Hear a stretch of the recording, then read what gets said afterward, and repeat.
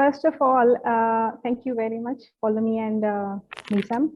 Assalamu alaikum, hello, namaste, greetings, and a very warm welcome to all the audience here in studios and those who have joined us from around the globe.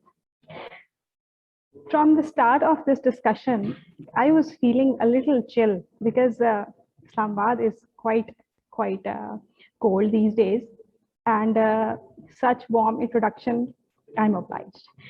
I'm Amna Rubab from Mobilink Microfinance Bank Limited, the largest digital bank in Pakistan.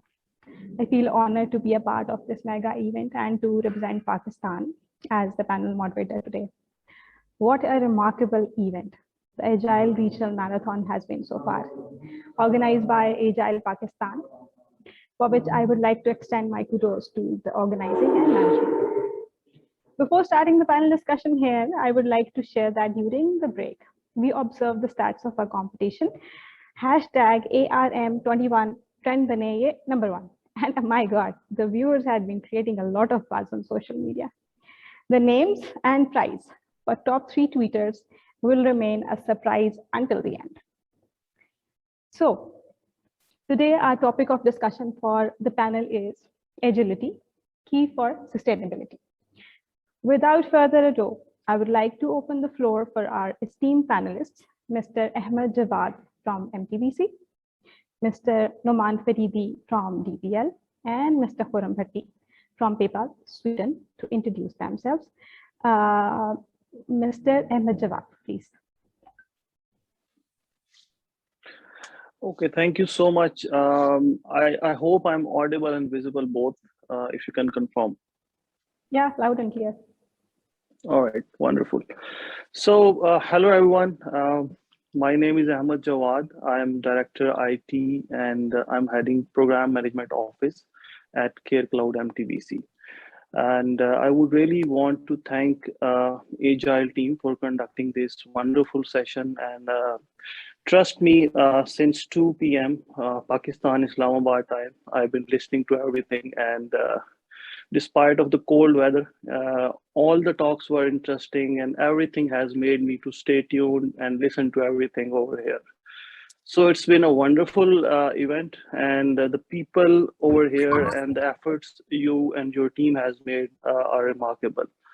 So I'm done with my basic introduction, but I would also like to introduce my organization where I'm working.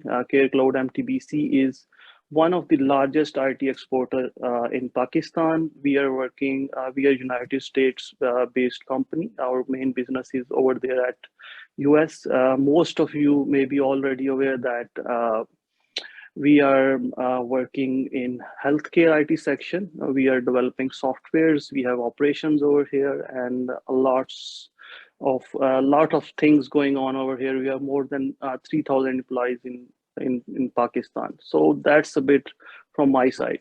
Thank you. Thank you very much, Mr. Noman Faridi. I would request. Thank you. Hello, everyone. This is Noman Faridi from DPL. DPL is a software services company providing software services, consulting services to many companies around the world. We believe, and we have a firm belief, that we are the agile thought leaders in Pakistan. We are the ones who started changing the company, transforming the company, and we are now sharing that with all the others who are around us. Myself, I'm working as VP Consulting at DPL. I'm part of the software development programs that we do with the clients and also digital transformation consultancy. And I would like to thank everyone who has arranged, volunteered in this cold weather, and all the participants from around the world, especially the speakers around the world, to join us and grace us with their presence. Thank you. I would request Mr. Khurram Bhatti to introduce yourself from PayPal, Sweden. So you can hear me clearly? Loud and clear. Okay, perfect. Okay, perfect. So yes, first thing, I'm not representing PayPal, even though I'm from PayPal. So this should be clear. I'm not representing the PayPal. This is something from the company perspective. Right. So a brief about myself. I have a background in software engineering. I'm a professional coach, trainer, and a facilitator. Over the past 17 years, I have been exploring different fields. And for the past 10 years, I felt like working with the agility, coaching and training was very close to my heart. And ever since I've been working there, and I have been very much enjoying this journey. So almost 5-6 years ago, I realized that nothing much was happening in Pakistan when it comes to new trainings and awareness. So I started 2 initiatives there with the name of Pakistan Agile Scrum Exchange and Agile Scrum Training Institute. And we have been, alhamdulillah, brought almost 10 new certification courses to Pakistan. So far, the response has been really, really good. And it's been really good to see this collaboration happening with Agile PK as well. One more thing to mention. I'm also a part of the program advisor team for Global Scrum Gathering, and we're looking for speakers and we're looking for review team members. So if you're interested to call for speakers or to become a review team member, just reach out to me, and I think that will be really good to have representation from Pakistan as well. So that's all from myself. Thank you very much. Right. Thank you very much for the introduction. We will start our panel discussion from Mr. Noman Faridi. My first question would be, what being agile means to you and how it can be leveraged to increase organizational sustainability? Thank you. Thank you, Amna. A typical organization, especially a large organization, we all know is traditionally a process-centric organization, which makes it difficult for it to move quickly and respond to the changing environments in the business. Typically, not always. There are some more big organizations that have done very well in their line of business. Agility is the ability to adapt to that ever-changing situation.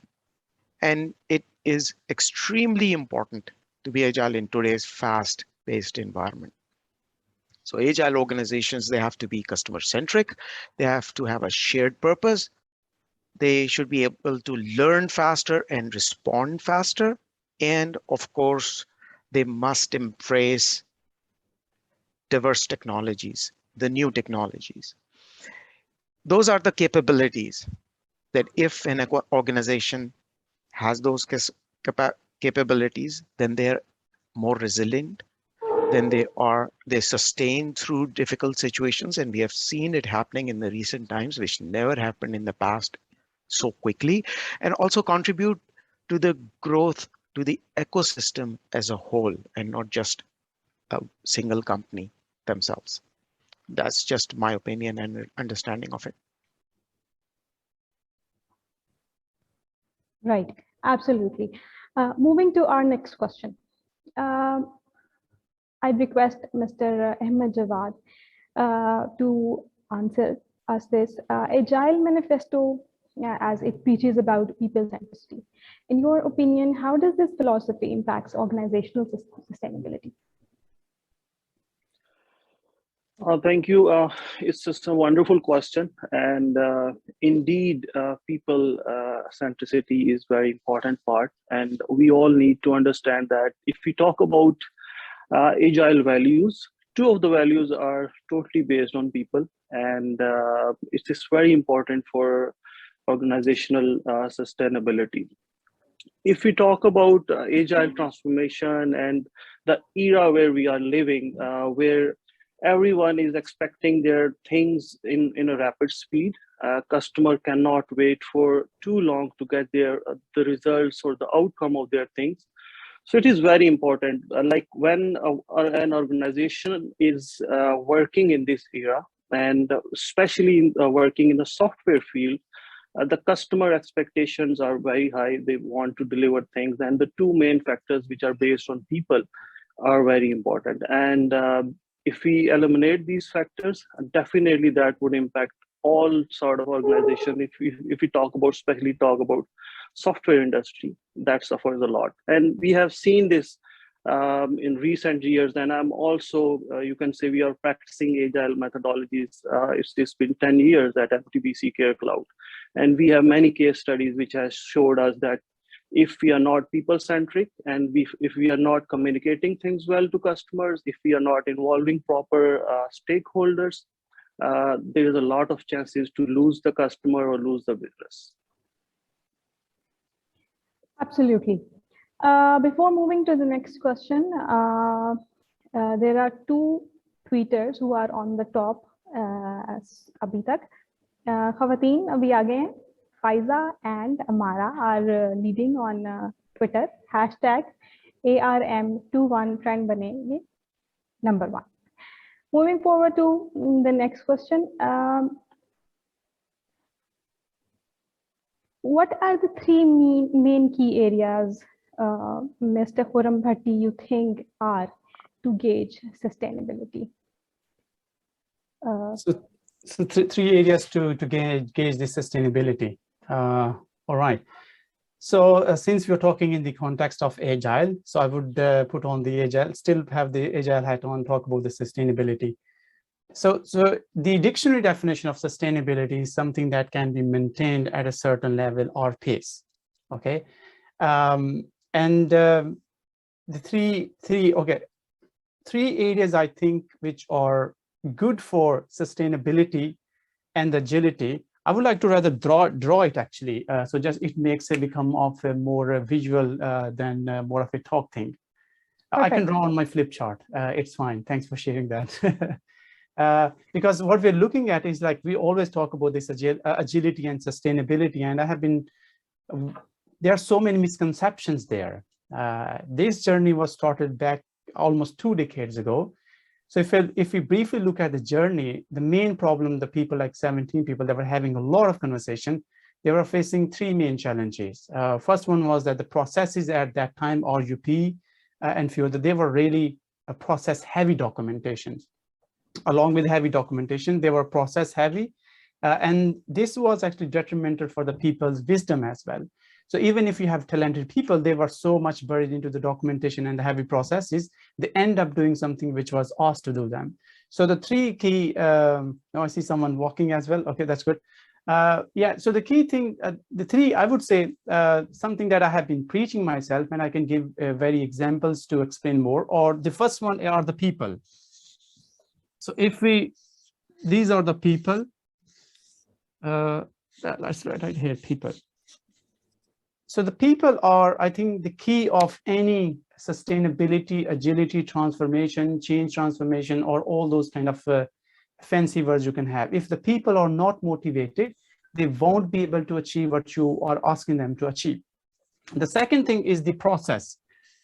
So if you have your process, again, heavy processes will make your people dumb or like monkeys. The reason is that human beings, we consider ourselves as intelligent creatures. For the past 1 century or the 2 centuries, what has been happening is that we were asked to do, this is task-oriented work. Okay, this is a plug, you put it here and it will work. You need to put this thing here and then it will be sorted out. So those kind of things which have been asked to us. However, with the passage of this change and with the market and so much dynamics which is happening right now, it has become more of a knowledge worker. So it means that I'm not even, I mean, I can move things from left to right or A to B. We need to use more of our collective wisdom, which is I am intelligent and I can bring something more valuable in terms of conversations and different viewpoints. I think that was happening and not that time. And the last but not the least one, where I feel like the focus gets too much, is the product. So if we have this product,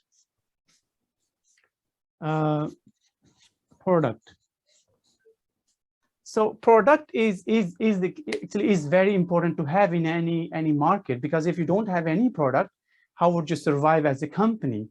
So these layers, I believe that actually if the people layer is not there, if you have the process and the product, who's gonna build it? So these are very layered one. But just to put 2 more context into it, because as I mentioned earlier, this is a kind of an ecosystem. We cannot take things out of context. We have to look at the smaller level, and we also look at the systemic level. So if you haven't read this book, I highly recommend you to read this book. All the product people and even the people working with the people is they start with the why. So I can briefly mention about it. The main is from the book is from Simon Sinek, Start with Why. If you're looking for that book, it's highly recommendable. So the main is like why we are doing it. The second circle is called what you are doing it. And the third one is more into how you are doing it. I don't want to go into detail of this one, but just want to briefly connect it. If we connect like why we have people, why if I'm working with this product, let it be at DPL or at 0 Point or any other company, what is my purpose and what I am doing actually to reach that purpose. And then the next comes is how I'm going to do it. So if we put context of Agile focuses more on why you are doing it. Okay. What I have seen in many meetings and in many conversations is we forget the why of Agile. And if we say that this comes from software, this doesn't come from the software. It's more about how you are adopting it. The last bit, just to connect it, is the complexity. The complexity over the past 2 decades has increased so much that someone mentioned, I think it's a Pluma, that every day you have a new version of an app, which is to address the new complexity. And the complexity increases when you have more uncertainty. Okay, uncertainty increases a lot. What the customer might need next month, next year, we don't know yet. And the complexity of that, we don't know as well. So what we are operating is we are working in a complex market here. And where Agile comes into play is it helps us to navigate from the complex market to a simple one, which we can use. And that's just summarize all of this. My Malcolm X speech is Agile is all about helping you navigate through this change. So if you can navigate through this change, then you will become sustainable. If you're unable to do that, then it means that the business that you're doing it or whatever mindset you have, it is at very high risk. Yeah. So just to brief, I would say people, process, and then product. Understand why are you doing it and keeping in mind the complexity and uncertainty that you're dealing with. Great. People, process, and product. Thank you very much, Khurram Saab. I'm very happy to announce that we are having a lot of questions in the chat section as well. However, we will take these questions after we have the closure of this panel discussion. I'd move forward to the next question here. This is starting from Mr. Numan and Jawad. How you think that local market and organizations in Pakistan went through this sustainability model during pandemic? Mr. Numan. Thank you, Amna. Pakistan, or probably the whole subcontinent, has a completely different way of working compared to the Western world or the other world. First of all, it was a pandemic for all of us everywhere throughout the world, and it was difficult. It was something that was unprecedented, that none of us had experienced. I'm very sure none of us in the audience has experienced the last pandemic. Most of the companies were full-time at office companies, and they had to literally overnight switch to full-time at home. Some companies were at the right place. E-commerce companies, delivery services, they had the opportunity, and most of them actually took that opportunity. For example, Daraz is a very good example. They were able to get up, they were able to maintain, and they were able to get that business quickly because they were just now exposed more into they had more opportunity. Some companies who were not typically working in that model or were not directly related to the businesses that actually got a kick during this pandemic, but they were able to adapt quickly and survived well. And I'll give you an example of DPL on that. Then there were some companies, and we know some of them, who resisted change, got hammered, some even perished. We know companies who tried to open offices while the pandemic was really high in Pakistan, and they had to be shut down. I want to talk just a little bit about DPL. We literally embraced agile thinking around 10 years, 9 years ago. Yet we were fully co-located. We believed in co-location. We still believe, by the way, in co-location, that it works much better than remote work. And we used to work from one place. But it was only because of our complete shift towards agile thinking, top down, by the way, that we were able to move quickly from office to home even before the government announced that. And by the way, we are still working from home. We are not in a hurry to go back. Yes, we know that it's going to help us when we go back to office, but we have decided to completely transform our office. Our office was already known prior to this pandemic to be something that was more open and flat than many of the other organizations around in this area. But we are now going to transform it even further. We are going to embrace remote work. So, and we see that happening around in other companies. We are not unique. We are not the only ones. It was probably a bit easier for us before we had previously embraced agile thinking, but there are many other companies that are actually doing it very well and have done it and have survived and are now picking up back up. It has been overall a struggling situation for all the companies, primarily in the subcontinent and Pakistan, because of the way the culture, and there'll be more talk on in a response on culture that Naeem just asked in the chat, that it was because of that companies that had changed their culture were able to survive better. And we are still going through that situation, and we need to make sure that we catch up on that before everything opens. Thank you. Right. Mr. Rahman, since we are already talking about DPL, I'd take one question from the chat, which is already relevant to what you have already enlightened us.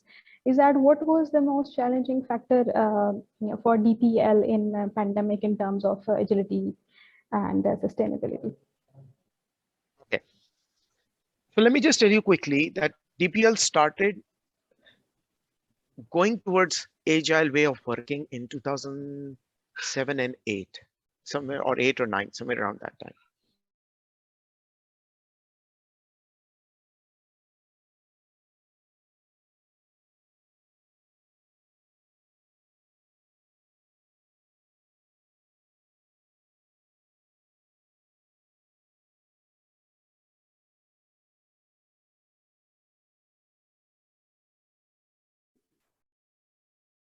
I'm sorry, I got disconnected. Can you all hear me now? I think we all Yes, got ma'am. disconnected. Is it? Yes. Apologies, but I think everyone got disconnected for a while. All right, great. So I don't need to curse my ISP anymore. Not at all, not at all. So All right, that we'll could just- be one of the challenge.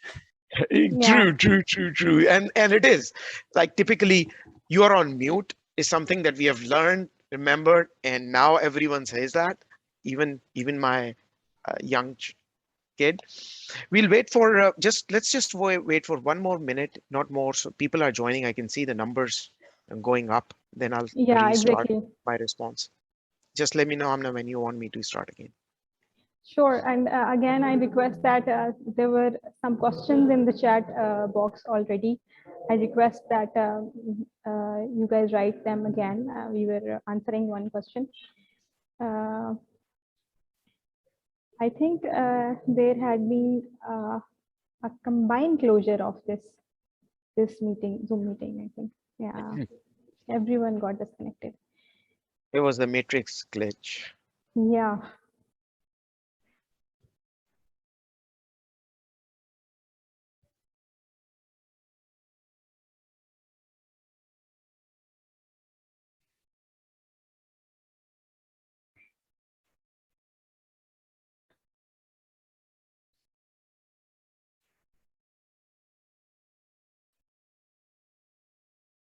I think let's resume. Right. So I was talking about DPL. We had already, we first tried implementing Agile or moving towards Agile in about 2008 or 9. And then we were not successful. We probably didn't understand Agile completely. Then we tried it again in 2010 and 11. And by that time, we had spent enough time studying the subject. And by the way, this is top-down approach. Okay, so we started from the top going down. We identified and realized three different things that probably most companies in some continent will go through. First is, of course, and this is everywhere, is the true understanding of what is Agile or the true meaning of Agile. As I think Anand was talking about Jira, and he mentioned about reliance on Jira. Jira is, of course, as he said, is not Agile.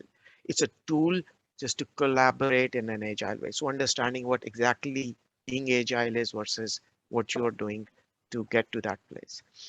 Lack of management buy-in is another. We usually, companies say, okay, I want to try Agile. Let's try it from this small team.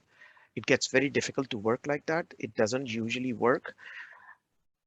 And the most important and the biggest challenge that we in Pakistan will face, are facing, is the culture. It's the non-innovative culture. We call it SIR culture because it's the compliance culture. You tell me what to do and I'll do it. If you don't tell me, I'll sit and wait for that instruction to come in. I have an idea, and if I try to bring it up, it gets shot down because I'm very low in the food chain. Those were the things that we thought were the crux of, if we were able to break them, we can become Agile. And that's where we spent most of our time. So to tell you that, to point to one thing, I think bring in a cultural change, the mind shift. If you remember, for those people who are here from technology background, that moving from a structured programming language to object oriented was not simply just the creation of objects, it's how you think collaboration. That's how you change from a waterfall thinking to a more agile thinking, working together in both those environments, sometimes when needed, and bringing that cultural change in your organization. That's going to be your biggest challenge. And that has been ours as well. Right. I request Mr. Jawad and Mr. Khurram as well to shed a little light on the organizations in Pakistan or in Sweden, both went through this sustainability model during pandemic. All right, thank you. And so this is something very, very interesting. And you can say this was the first time around the globe everyone had seen such thing, a global pandemic. I was, at that time, I was in the United States, Miami, for a project. And the difference we observed around the globe was kind of the same, like everyone was panic and everyone was thinking how things would be moving in prospect of business, in prospect of working style, how things would start moving forward. So the good thing when we talk about agile mindset or being an agile, that teaches us to respond to the change and to the right direction. Like if we are responding to a change and we are making good decisions, that is creating more opportunities. If we talk about MTBC, I came back, and MTBC is healthcare IT in the company, and we have many challenges moving our resources working from home because we have many other issues. If we talk about patient health protection, health data protection and everything, we need to take care of such things because data breach is the main issue we face sometimes, and we need to ensure that if our employees are working remote, how we would be ensuring the health data and everything. So at that time, it was very hard to survive for MTBC. But the good thing was we were already practicing many of the agile values, and the MTBC at that time has responded very well. And if we talk about the response and the opportunity we grabbed from the market was MTBC had introduced our telehealth solution to our United States providers, and that has caused a lot of revenue to us. And also, if we talk about United States, if we talk about local government, MTBC has provided free of cost telehealth solutions to all the local market, which includes Rawalpindi and Islamabad main hospitals, which has helped a lot to you can say to people around us by providing the telehealth services and to respond this pandemic. So this was something this was something we responded to this pandemic. This is how we moved forward. And but the thing is, if our mind is all set, and if we understand that we are responding to the change, that if there is any situation, we can grab the opportunity. So being an agile mindset, definitely we can respond to the change and we can grab to the opportunities just like we did. But unfortunately, there is a lot of loss. Like if we talk about other working models or other businesses, people has suffered a lot. But on the other side, whoever has responded to that change, or whoever has you can say whoever has understood the criticality of the situation, responded well. So that's something from my side. Right. I request Mr. Khurram Saab to answer a very interesting question from the chat box here from Ms. Madiha Jamal. How Agile plays role in startups? So the question is how Agile plays a role in startup. I think I have worked with a startup and I had a really nice experience working with a startup. Again, one thing I would like to emphasize again, Agile is not a silver bullet. It's your thinking approach. And just referring back to what was mentioned, is when we talk about the organizational agility, the first and the foremost important thing is the leadership agility as well. If we want to talk about the culture, it means that the leaders need to create some kind of a safe culture where your team members can play around, and if something goes wrong, you don't fire them, right? As long as that kind of a mindset is present in anywhere, it will be catastrophic. So I have worked with several people from many different companies. So it's not only about the Pakistan where some cultural issues are the challenges. I have seen it in Sweden as well, and I have seen it in US, Canada, and few other countries. So I just wanted to put away this thought. And coming back to the startup one, I think it mainly boils down to what exactly you are doing it. So referring it to why are you doing it, what the product is helping you to do it, right? What is the exact purpose of doing it? And the very nice thing about working with the startup was that if we are able to make it, I don't need to ask any decision making from the CEO. I was responsible that I can take my own decisions. My team was responsible, and when I was working there as a coach, I had to create those environments that the team members can do something, they can experiment, they can fail. In startup, if you don't have this experimentation and the learning fast approach, that startup will also fail. So it's all about working with the people, how you are approaching the change. So one example I can give it, like on Friday, I was working with the product owner. We prepared each and everything for the sprint planning to be done next Monday. In the morning, we had a sync with the CEO. We wanted to go this way. However, after input from the sales meeting, we decided to go that way. Instead of defining what the team should do, myself and the product owner said, okay, let's go to the planning meeting, put the situation in front of the team, and let's hear what they have to say. So often what happens is that we talk a lot about Agile, but we forget that you need to listen to your teams first. So the leaders, the biggest mistake that the leaders say that, okay, we are going to, we are about to do option A. any other opinions.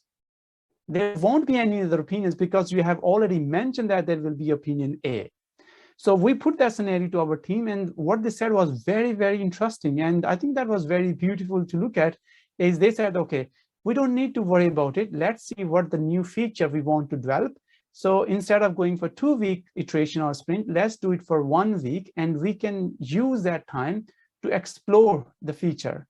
So what they were doing is exploring the feature just to build more understanding.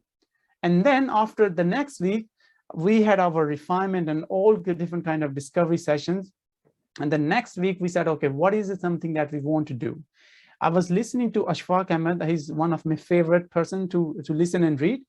And I also realized that when working with the coaching is that sometimes we becomes over ambitious. We want to change whole system. We want to change everything. That won't work. Trust me. I have tried that, didn't work. If it works for someone else, I'm happy to listen. What we need to do is to start doing something smaller with more impact, changing the behaviors in the meeting. So if you are a leader, ask your team members how they're feeling, give appreciation, give the remarkable work they are doing. And that's what I was able to do in startup. And for the past 4 years, the trainings that I have done in Pakistan, I can assure you the people in Pakistan are really, really talented, and it's everywhere in the world. What happens is that we have talented people, but they are bound by the processes which are defined by the management, and they are working toward a product which they don't even understand. So help your teams to understanding. And in that startup company, everyone knew what product we are working with. They were joining sales meeting. The developers were joining the sales meeting. The developers were directly communicating with the customer support. They were directly communicating with the market. So there were no silos or the boundaries to bound them to ask for approvals. So it's all about, as I mentioned earlier, it's an ecosystem. We just cannot fix one thing, but we also need to think how it is working at the overall. So I hope that gives some insights, but I think let it be startups and bigger enterprises. If you have the right mindset, as Jawad also mentioned, and we can talk hours about the mindset. It can be important. One last thing to close with. If I ask who wants to change Pakistan, okay, everyone will, like 200 million people will raise their hand. But if you ask them who wants to change, no one will raise their hand, because the thing is, like, everything starts from your own, from yourself first. Yeah, let it be startup, let it be enterprise, let it be, yeah, I hope that gives some insights. Yeah. Very true, very true. So one question I'd request that is from DPL, for DPL. What is the role of culture in Agile implementation? How we can overcome cultural challenges? A very, very deep question, I think.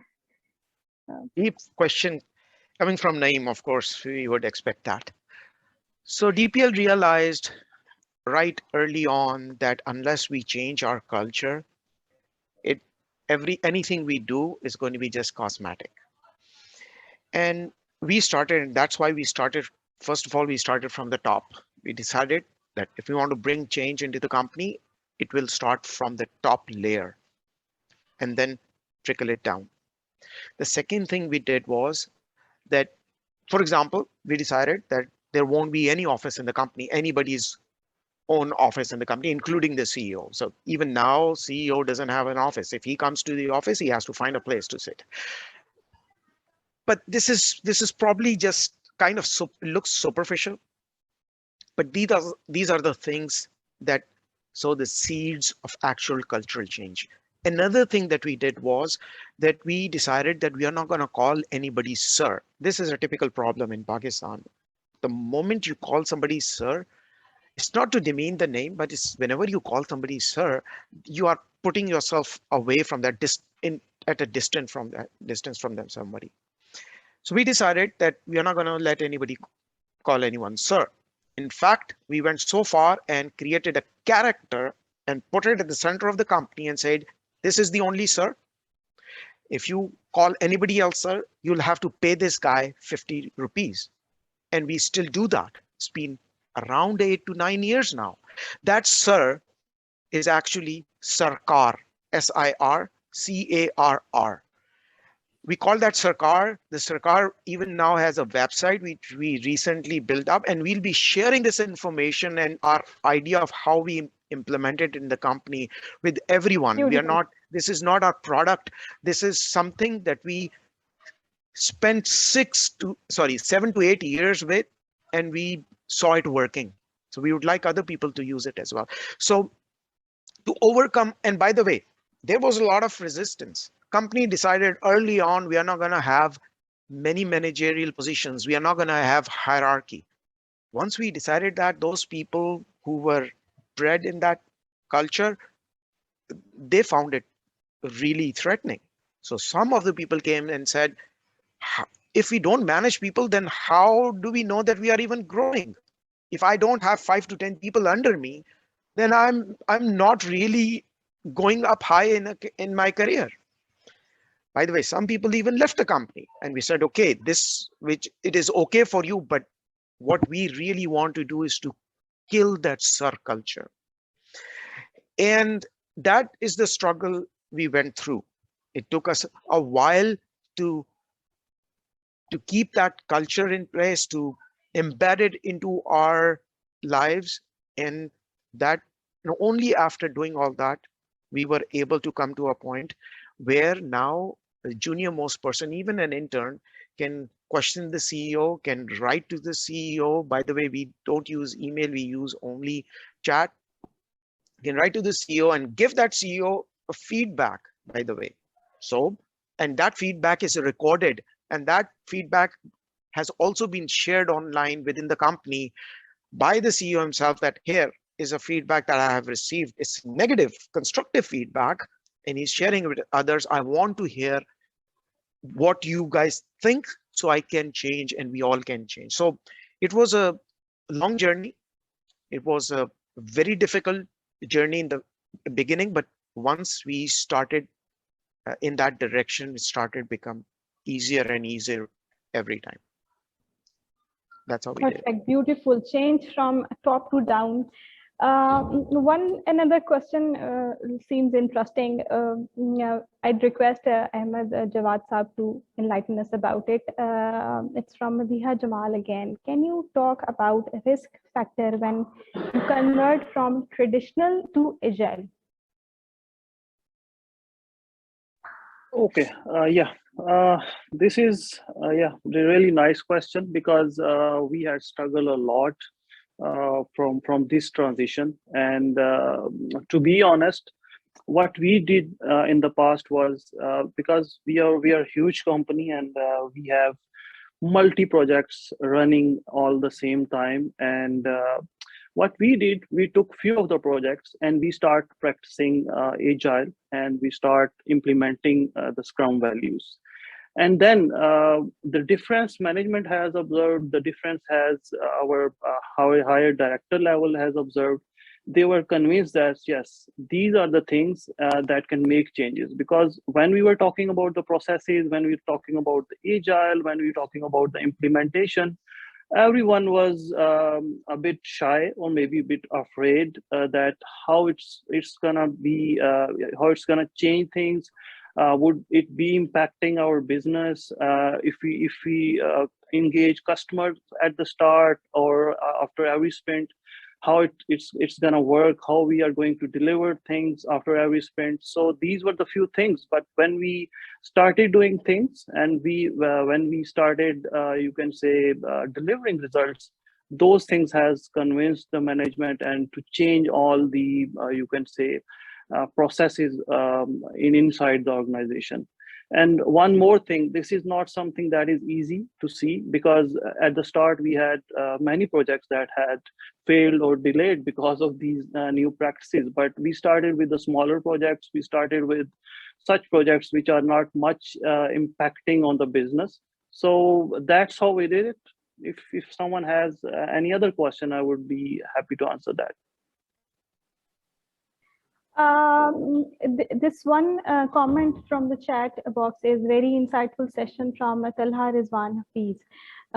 This is a little tricky question, I think, a question for all panelists. See, given the vertically integrated top-down nature of the organizations in Pakistan or South Asian corporate ecosystem, how can we, within our capacities as a part of functional organizations, implement or adopt agile methodology in our practices?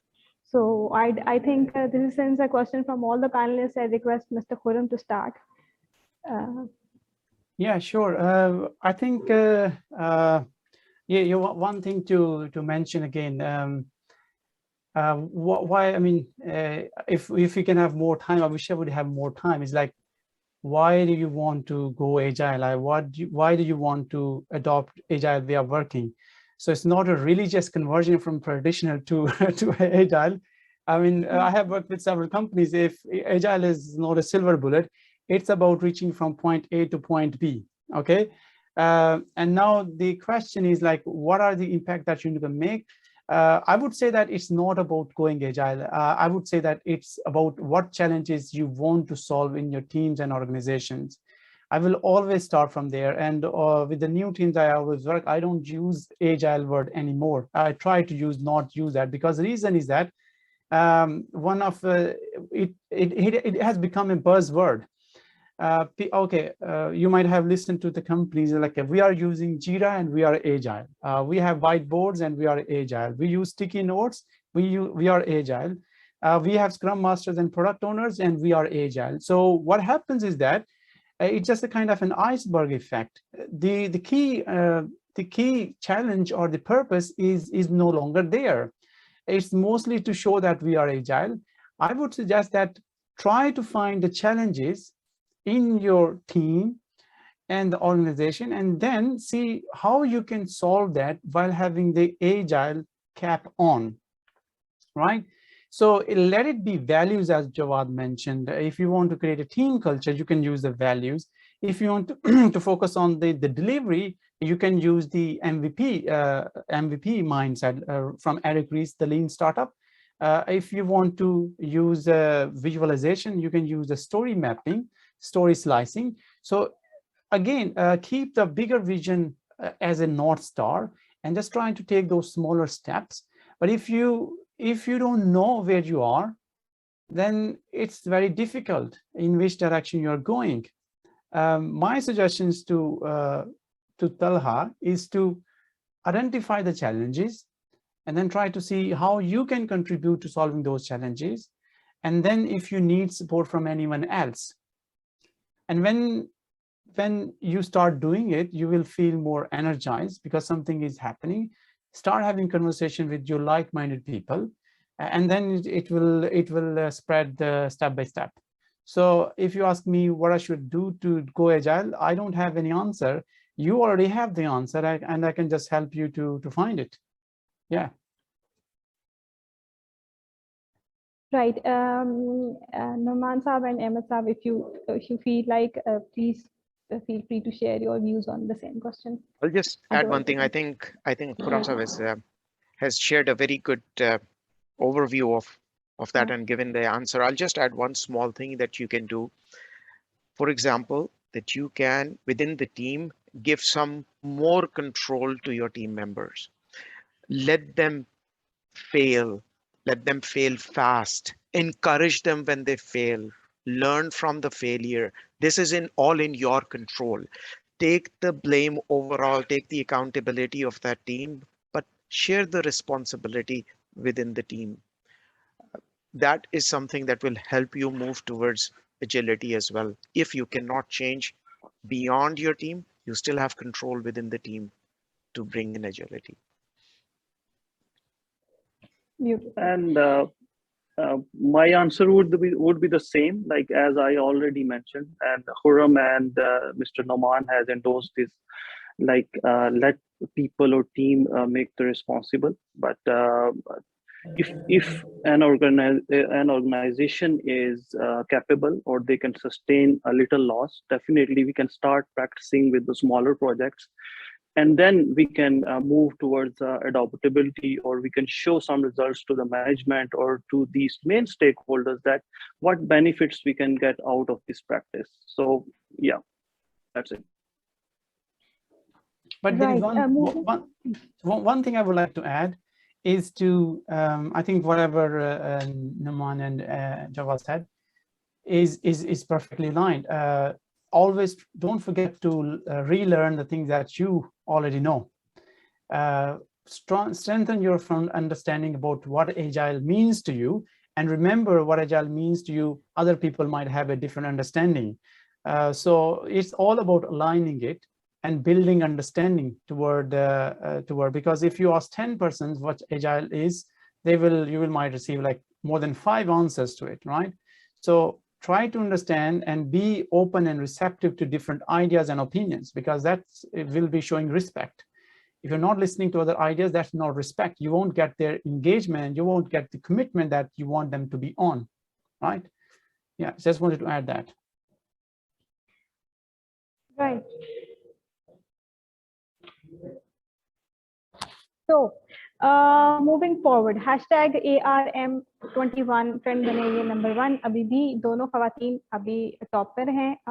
To announce again, the names and the top 3 winners will be announced at the end of this session. Moving forward to our next question is, we have talked about teams and leaders to adapt and adopt Agile. What about the clients? Do we need to teach or guide them to be agile and understand agility to get the things done in better way? A question from Naveed Ramzan. You can start, and then we can continue from there. Right. Thank you. The first thing is, it's more like preaching. So when we embrace something, we preach it. Definitely, it has to be a good thing. Agile is one of that. So it's extremely important to keep preaching it to our clients. Some of them in the start, it's going to be, most of them are not going to believe it if they haven't worked in that environment, especially if their own organization is very hierarchical and typically working in a waterfall. So yes, we should be talking about them. What we do, so specific example with DPL, with a new client who is not comfortable with Agile, we work in a typical fixed price waterfall model, a fixed price contract and waterfall model. Then what we do is but on our side, we keep on working, we use Scrum. So we can keep on working in Scrum, and we keep on telling them how we have been able to serve them better in this model, yet keeping their contract in place, following the contract as well. There was a recent one example I'll tell you, one project, it was a US-based client, and the client were asked for a fixed price contract. We worked with that client. At the end of the contract, we had shown him how we were able to serve him better, give him more and faster results, letting him change in the middle, even though it was not part of the contract, that he decided to move to an Agile. So we now have a Scrum-based contract with him. We are providing services. The only issue here is that those clients who haven't worked in this environment, this setup, it takes a bit of time to build trust. Once they trust you, and once you keep that trust and you maintain that trust and you put an effort to maintain that trust, then they'll be able to pick up quickly on the changes. So I think, yes, we should talk about it. We should explain and show to the clients how this work can be better, how this way of working can be better.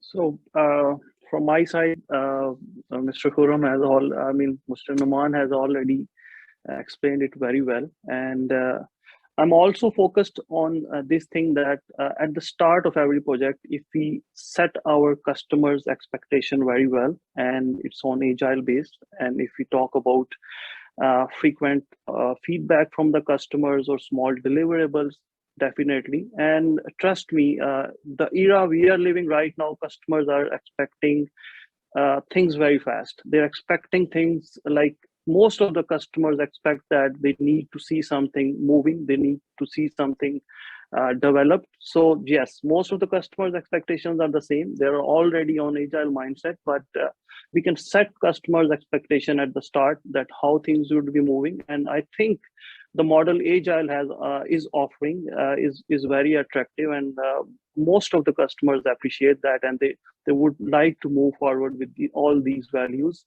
And this is our experience as well with multiple customers.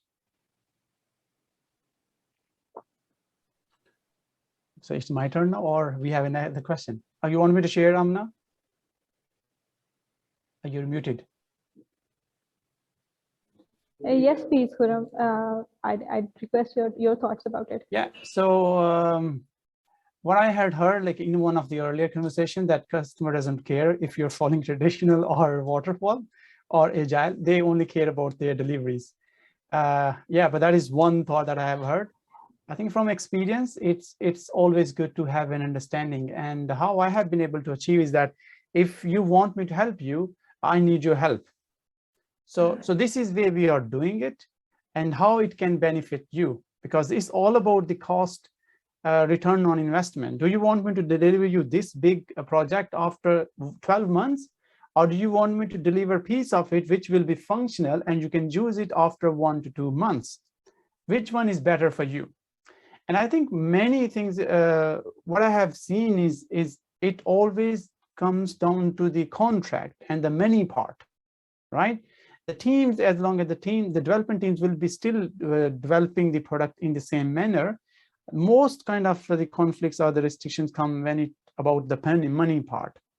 So my suggestion, very similar to what Noman and Jawad said, is help them understand how you are working and how you, as your, the company needs their help to develop the product for them, how it can help them with the return on investment, and how it can help them delivering the value or the feature sooner, so they can build more upon it. So if there is a feature, I think in this one, empathy is very important. Having an empathy toward the client is very, very important. Are you just ripping the company off because you have a contract?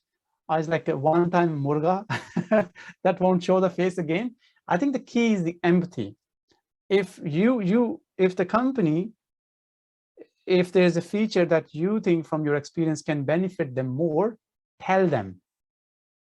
If you approach them with the trust and empathy, that will develop trust, and you will get a bonus or like more investment. I remember one of the story from the DPL. The CEO shared that they initially had like $80 a contract that turned into $1 million because they showed some empathy toward that customer, and then the customer really liked them and they gave them business. Yeah. Yeah, that's what I have to say. Right. Just like Naman Saab said that cultural changes and adaptability, it takes time. I think same is, I think in my humble opinion, is going to be for client. I think the companies, or we are faster, we are moving faster towards agility, and I think we need to take our clients with us, with not the slow speed, but at least in parallel. It's one of the interesting question. I think mold it to the agility context here is whom to prefer, intelligence or hard work. I think in my humble opinion, it's a mix. I'll request Noman Saab to shed some light on it, and then Jawad Saab and Khurram Saab. Project manager always answers, it depends. Depends on what problem you are solving. And it's a tricky question, and the answer will always be mixed, and you have already answered that, Amna. But I think what mix or what level of mix we are talking about would depend on the problem that we are solving. I don't think it's a generic question that we can take it as a generic question. What's your say on this, Jawad? So I would leave both of the options and I would say smart work. So we need to work smartly. That's it. Ji Khurram Saab, please. Yeah, I think they are complementary to each other. One without the other is not possible. If you hard work, donkey is also putting a lot of hard work, right? Some people have intelligence. So I would say it's a mix of both things that you need to do. As I mentioned earlier, we're no longer to a certain extent working as a task-oriented work. It's more of knowledge-oriented work. We need to use more of our brain. In the software, we don't lift the stuff to do it. It's thinking. It's more of a thinking. So I would say it's a kind of a Jungian effect. It needs both. And then as Numan Saab mentioned, where do you need more? It's just kind of balancing it out. Right. It had been such an interesting discussion. I didn't want to wind it up, however. With this, the time for our session has come to an end. Can I take a 30-second, please, answer? Just Please, one thing. Two quick questions that were left. One was Naveed asked about one thing to bring in agility. I think it's transparency, and we don't need to discuss that. This is what our experience is. And the second question is how to ensure honesty and trust. That was asked by Ali Hussain from Xflow. I think be honest, appreciate honesty, and trust others, and it will automatically creep into your organization. Perfect. That's it from my side. Thank you.